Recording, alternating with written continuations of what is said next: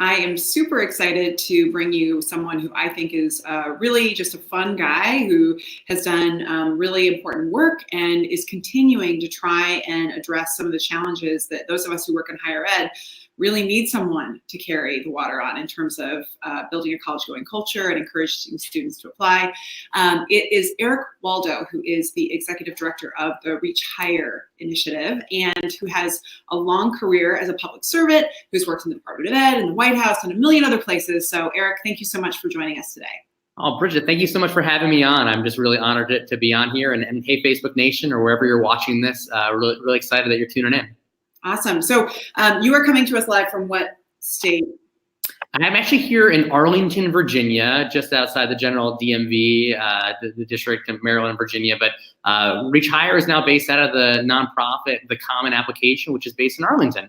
Awesome. Okay. And so for folks who don't know what Reach Higher is, can you give us like the 411 that you would to a layperson? Sure. You know, Reach Higher is really an initiative that was started by former First Lady Michelle Obama during her time at the White House. And its mission is really trying to encourage young people, especially first-generation low-income students, to pursue and complete an education past high school, whether a 2-year degree, a 4-year degree, a community college, an industry-recognized certificate or credential. But some education past high school has to be the goal for every young person. So I used to like to say, you can think of Mrs. Obama as the school counselor-in-chief for the entire country. So we are out there talking to young people, talking to students about what they need to find their way to a school, get financial aid, be ready for college on day one, and access some of the support networks like school counselors and others who are gonna help them do it, not just get to school, but also be successful once they get onto a campus, whether it's a community college, a 4-year college, or a trade program.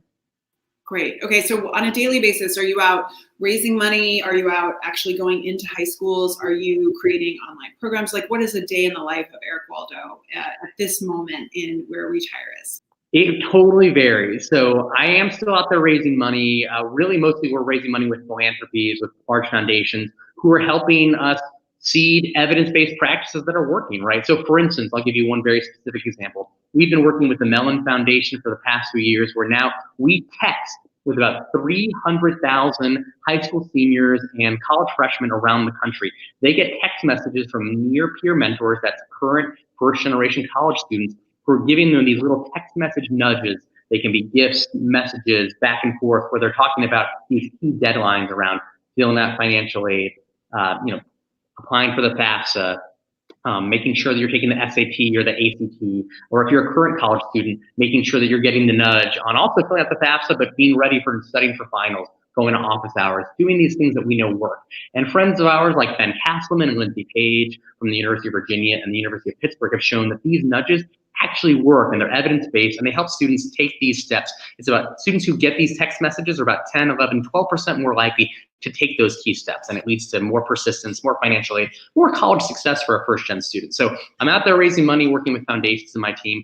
We're out there trying to build a college-going culture. So we work with school counselors in all 50 states, trying to make sure that they have the training they need, that they also have really the toolkits that we can help provide them to do things like a college signing day, a college essay workshop with a partner like 826.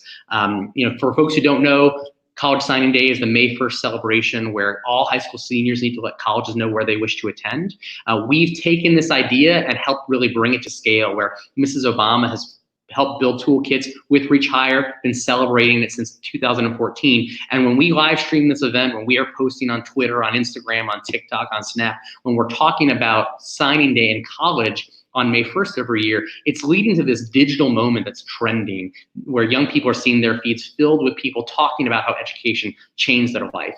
In the past few years alone, every year we've had over 1 billion impressions on social media for the hashtag College Signing Day. And I will tell you, now talking about Gen Z and digital media may be the norm, but when we started doing this in 2014 and 15, people thought we were crazy to be talking about how to reach Gen Z on digital where they are with authentic content. But I will tell you, you can't build a movement, you can't get young people excited about education if they're not seeing it where they are. So we're spending time raising money, working with foundations, talking to students, trying to build a culture with school counselors, and ultimately trying to elevate the value of higher ed in the community. Because right now, I think there's a real absence of a national voice advocating for this in a meaningful way. And so, we can't do enough to say just how important higher ed is, and especially for our low-income and first-gen kids. They need to hear that, because right now, all too often, our first-generation low-income kids, if you're in the bottom income quartile, your 6-year graduation rate is about 9%.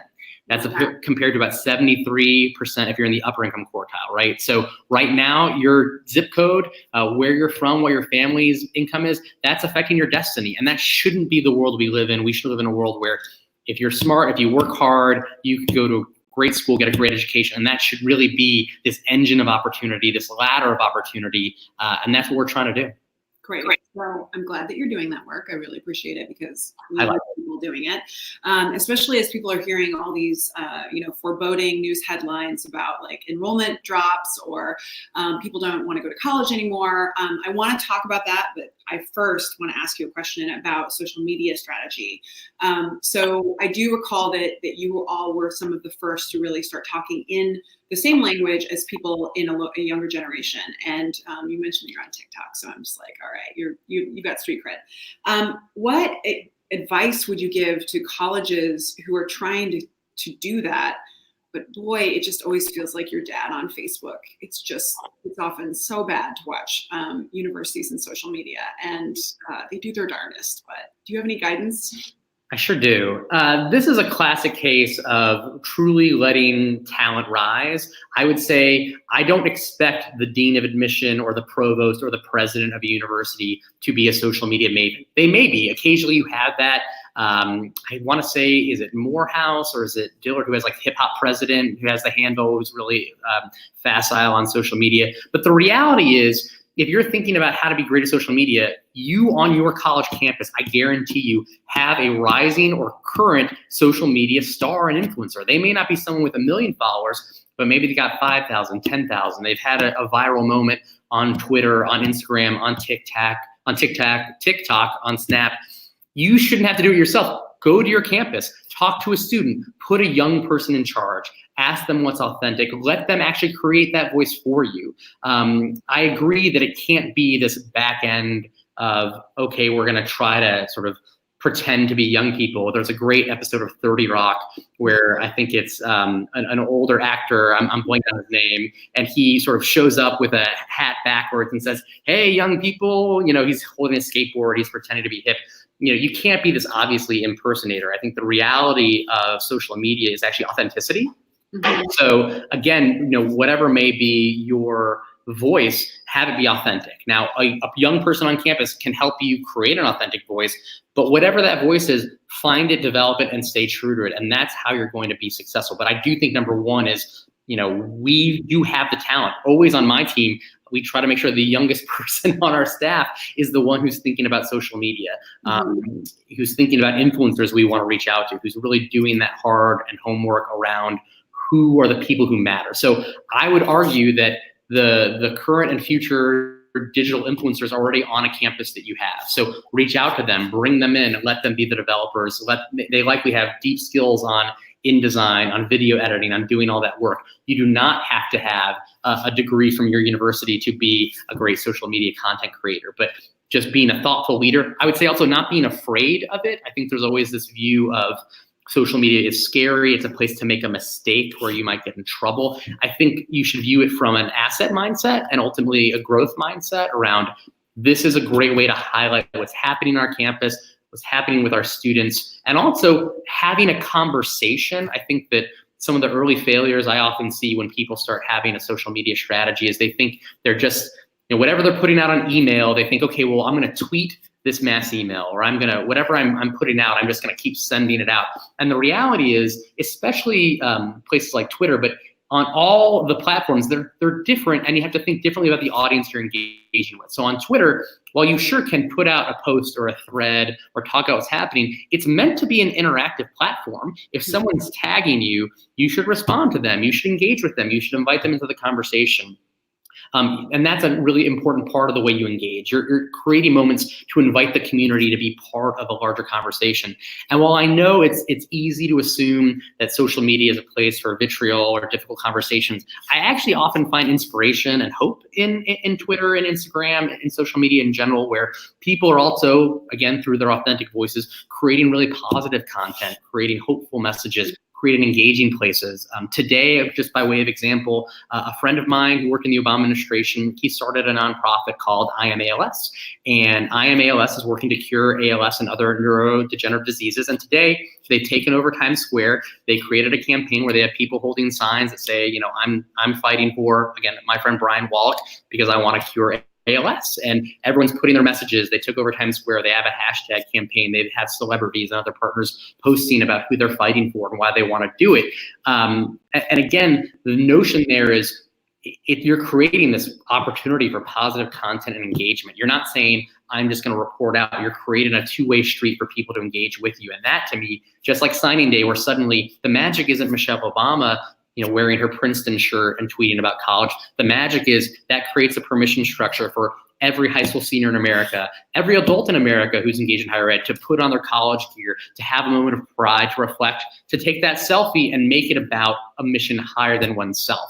So to me, those are the fun parts of social media engagement. And I would just tell everyone out there, there's so much positive things you can do out there, and the risk is actually very small. And with a thoughtful policy, with an engaged social media director, with a thoughtful team, it's a whole universe you can get lost in, and it's really actually a wonderful playground.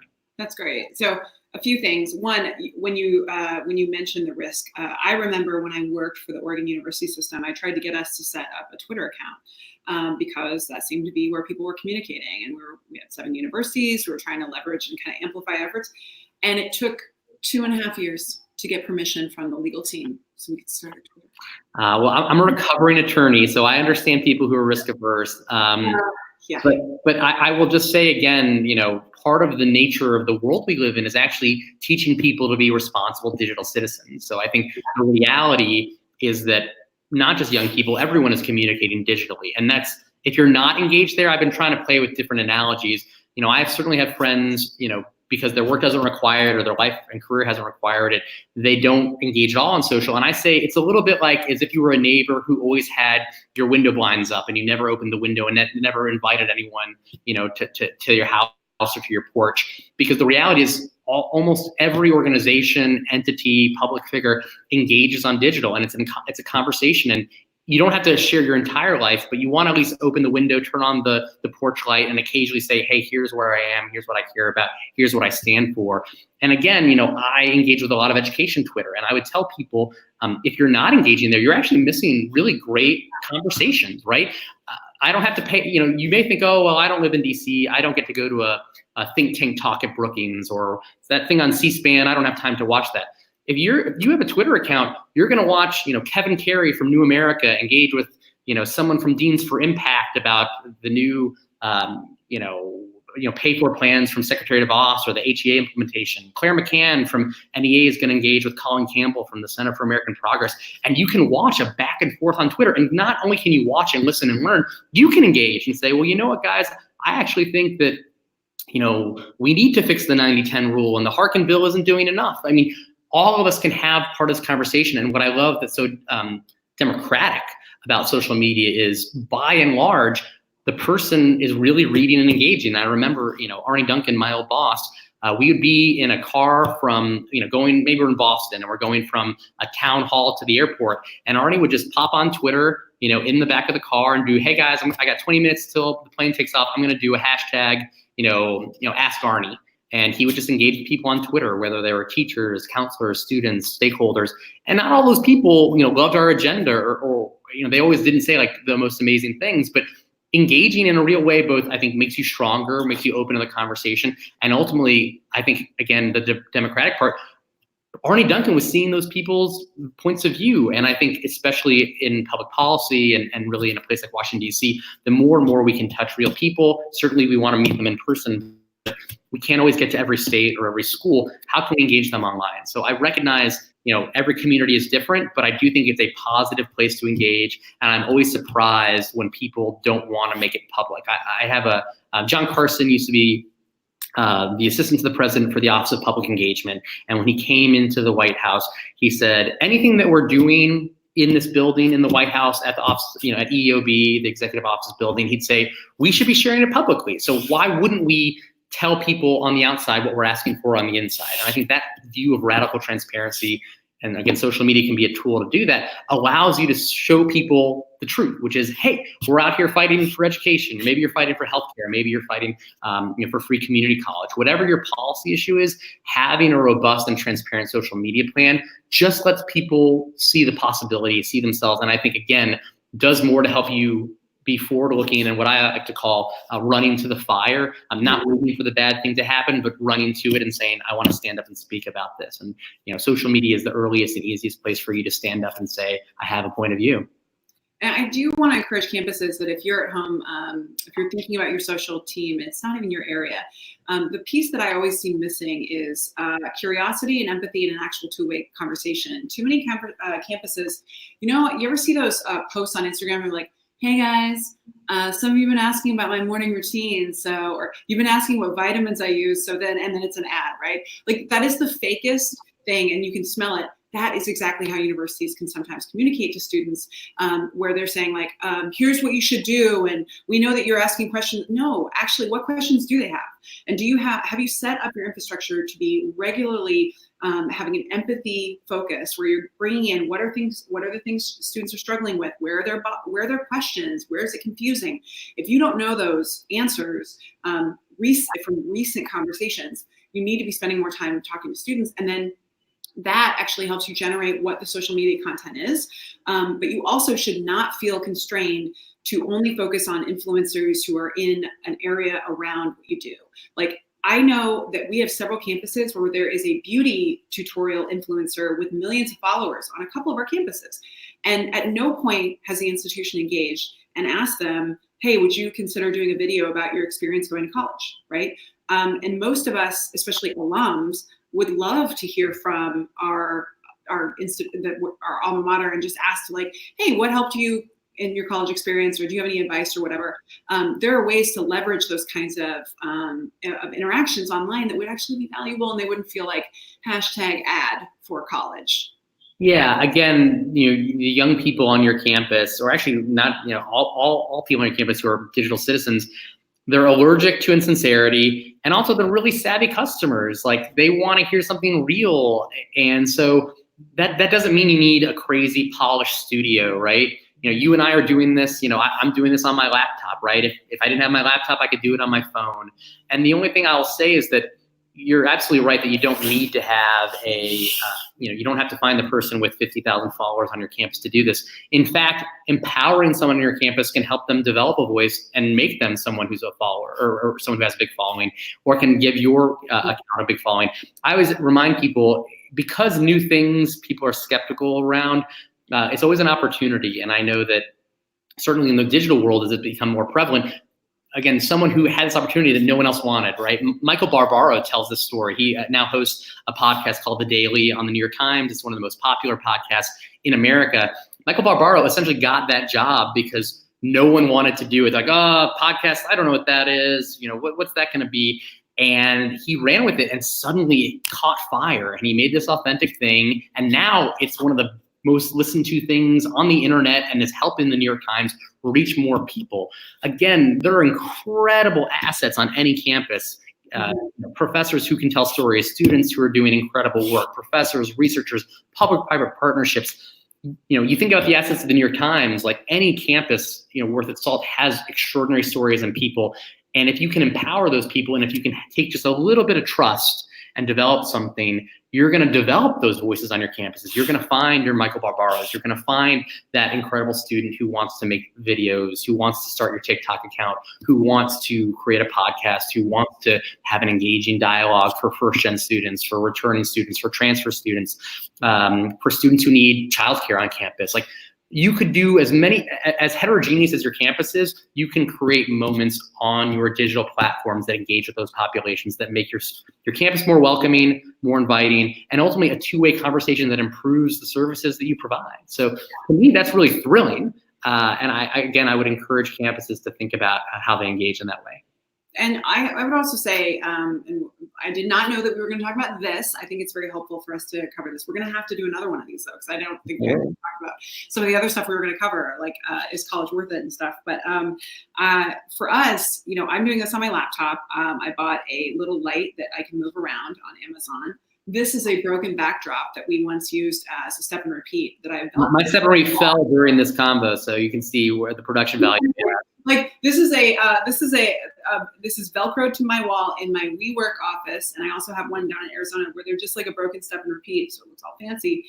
That's it, and just the internet. And part of the reason why we started doing these is I just feel like in the broader higher ed ecosystem, it just feels like all broadcast and no interaction. Like I see organizations talking about themselves, and mainly I saw myself only talking about my organization, and it was just kind of like. That just kind of like, I'm a critic of seeing that online. And I feel like we need to model that we can start having dialogues between organizations and learning from each other in real time. And it doesn't have to be at a conference. It doesn't have to be expensive. It doesn't have to be fancy. And we need more conversation that's like real and less fake. Like, here's my stump speech for our broader community to kind of come together. So anyway, Let me add to that just really quickly. I know we're probably over our time, but Arne Duncan, my old boss, it's really interesting because he was really engaged on digital during the administration. But once he left the administration, like everyone, he suddenly didn't have a 30-person comms team. It was just him and his iPhone. And there are a lot of great sort of fire Twitter accounts out there. I think Arne Duncan, Pete Souza. There are plenty of others that I love seeing them sort of free of the constraints of the federal government, tweeting their hearts out. And Arne is someone who, interestingly enough, he's really unselfish with his like retweets and engagements. And I find he wants to engage with people. He's inviting a conversation. I also think people have this view that's really precious sometimes around, am I going to retweet you? Can I only like it? Do I want to engage with it at all? And I would say there's so much content happening constantly to overthink and be overwrought about it also is another mistake around the authenticity. Chances are like people aren't going to see your tweet at all because there are billions of tweets happening. So be true to yourself, engage with the people who are engaging with you, follow people back who are both you're interested in, who follow you. And there are plenty of ways to create a following and really create a community that you're excited to engage with, that cares about you, your community, your issues, and you can build past your issues. I talked about today, I'm tweeting about ALS and Lou Gehrig's disease and neurodegenerative diseases. I run a nonprofit that works on college access, but that doesn't mean I can't have a sphere of influence or invite the people who follow me to be part of other communities. So I also think being unselfish with your followers and with the way you engage on digital, supporting partners and friends who are also trying to build followings and build attention is just a really easy and unselfish way to help you. Yeah, I think just spreading a little bit of light elsewhere, super important. Like I see college presidents showing up on social. I know it's wooden and it's usually someone else doing it, but their primary anything they send is just about what they're doing. It's just about their institution, or it's just about one thing. And it's kind of like, why would anyone follow you? It's just like it's just like a steady drip of the content. It's not showing me anything that makes me feel connected to you or that we have anything in common. It's just more of like your press release archive. So I think that the way that you've done it, like for instance, your friend with ALS, I followed him because you followed him and you kept retweeting his stuff, and I became aware of what was going on. And I love it because it was not a one-shot like ice bucket challenge experience. It becomes like a regular thing, and you're hearing on a regular basis, and it really humanizes the disease. So, or they're struggling with the disease. So, yeah, I love it. Okay, last two questions. So one, how do you survive doing a really busy job? Do you have any tips for overwhelm, or how you were like anything that helps you actually get through the day with a win? Yeah, I think there's a couple of things. Number one, it's important to always remember the stakes, and like, I really care about higher ed, college access, student success, and I have a real sense of urgency. But sometimes when people are freaking out or stressed out, I try to remind people, I'm like, look, we're not dealing with North Korea or Afghanistan or, a tsunami, right? Like, or talking about education policy. Like these are, let's not. Sometimes I think people get so wrapped up in what they're doing, and they make the stakes seem so insane that people are unable and feel really trapped. And I try to remember, like, no one's going to die today. We're talking about, maybe more money for the Pell Grant. It's really important. We're going to fight for it, but we also have to see where we are in the scope of the political battles and the universe that's happening. I also watch a lot of Great British Bake Off, which is a great way to just relax. I'm a big believer in, television is my preferred drug of choice to just relax. Great British Bake Off, currently The Mandalorian, but pop culture helps me also unplug. But I do think, having your sense of urgency, but also understanding where you fit into the scope of life. And I would always tell, and people who know me and know people I admire, thinking about playing the long game, you have to have courage, you have to have a sense of urgency, but thinking about, okay, maybe I lost today, but how am I going to win, the war, right? I lost the battle. What's going to happen, at the end for this issue I really care about? And so, don't get so caught up in the short game that you lose out on the end. So that's a big one.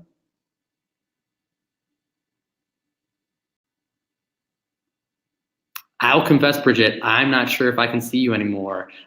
You and I had talked as well about making sure folks understand, in addition to thinking about the stresses of the job, this job can be also a lot of travel. Bridget and I, you and I frequently see ourselves not just on the internet, but usually at conferences on the road. So it means logging a lot of miles. Hey, Bridget, you're back. I decided to preempt the question. Yeah, no, good. So I always say, one of the other things, a life on the road. The other way that one of my life hacks on that, there are a few things. If you're traveling internationally or you're worried about time zones, one of the best things you can do is, I think, if you're taking a red eye, or if you got to adjust to, like, especially an international time zone, you got to do the, I take two Dramamine, like an antihistamine, like a Benadryl, and I sleep on the plane on the way over, get 4, 5, 6 hours. And then when I'm adjusting, when I'm going to bed that night, I'll take the Benadryl, 2 Benadryl. Again, it's a very small dose every night to help me sleep through the night so that I can really get adjusted quickly into the time zone. That's a big one for me. Benadryl, that's good. No, I use that more frequently than I'm proud to admit. So that's good. All right. Well, thank you so much for spending time with us today. Yeah, my camera stopped working for a minute, but then I figured it out. I feel like I'm basically like tech support, which is pretty awesome. So I hope we'll talk again soon. We should schedule one of these to talk about the challenge around the public narrative around going to college. I think coming up with some things that might be helpful for institutions to think about in terms of tweaks to their messaging or how they can show up better in communities and based on the learnings that you have from Reach Higher would be super awesome. So otherwise, you continue to be awesome, and thanks so much for spending the time with us. And I'm so delighted that we got to be able to do this on our fake internet TV show. Well, thank you for having me. Really appreciate it. If you want to learn more about Reach Higher, you can follow us online at Reach Higher, also at Better Make Room, our Gen Z focused campaign, and you can follow me on at EW Waldo. Thanks, Bridget. This has been a lot of fun. Awesome. All right. See ya. All right. Ciao.